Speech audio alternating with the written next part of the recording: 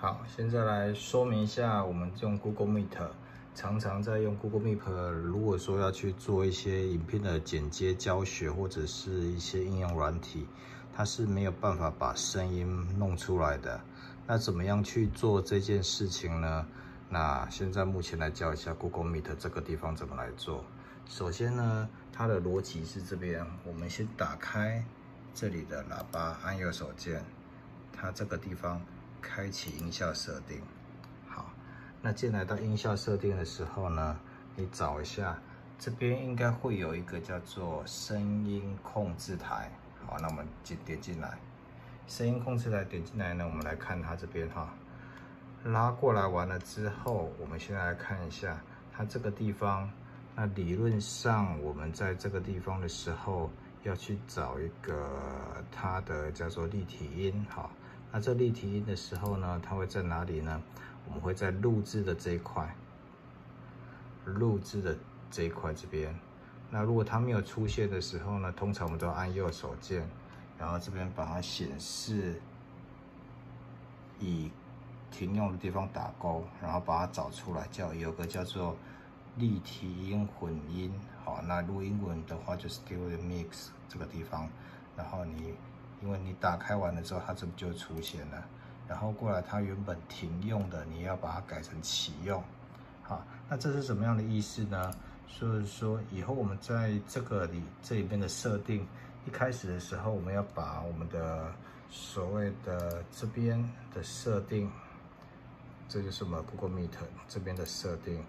我们的做法的话，是在它的麦克风，我们会指定一个虚拟的刚才做的这个东西的立体音的麦克风。好，所以我们就会把它这个地方指过来，它这个东西叫做虚拟的麦克风。好，那这边就有个立体混音的麦克风。那指给它完了之后，那这个东西只是个虚拟的，所以它后面必须要有麦克风去把它吃过来这个地方。它这个立体音混音的话，它会把你的现在里面的程式，就是这边的程式或任何 YouTube 上面的任何影片的程式的声音，全部都会以这里为主，好，都会混到这边来。但是这里会少了一个声音，就是我们麦克风的声音。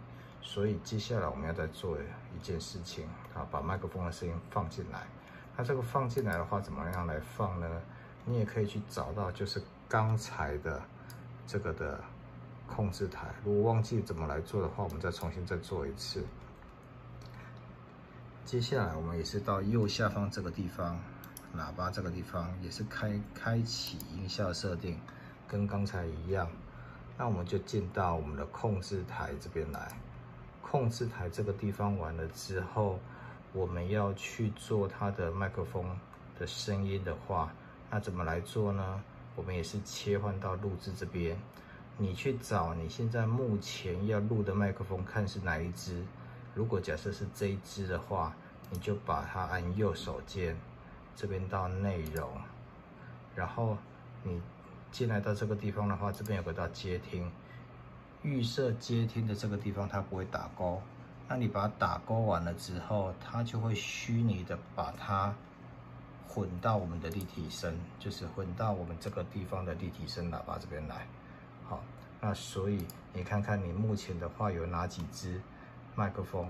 好，那所以你看，例如假设你有这支麦克风，或者是你有别支的麦克风，好，目前看起来我只用到这一支，所以我就把它这个地方的内容，然后接听，把它按这边打勾，下面都不用改。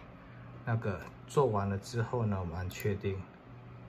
确定完了之后，它就会把我们刚才的喇叭的麦克风的声音全部都跟这个合并。那跟这个合并的意思就是说，它就跟我们的桌面的任何的声音，它就混在一起。好，那就混在一起完了之后，那其他下面的喇叭就不用变的，就是预设你看是要哪个喇叭，看是你要耳机还是怎么样的状况，就是继续做设定，听到有声音就可以了。听到这边测试起来有声音，这样子就 OK 了。好，那整个按完成之后，那你就完成了整个 Google Meet 这里的那个桌面如何去把声音把它带出来的方法。好，以上分享。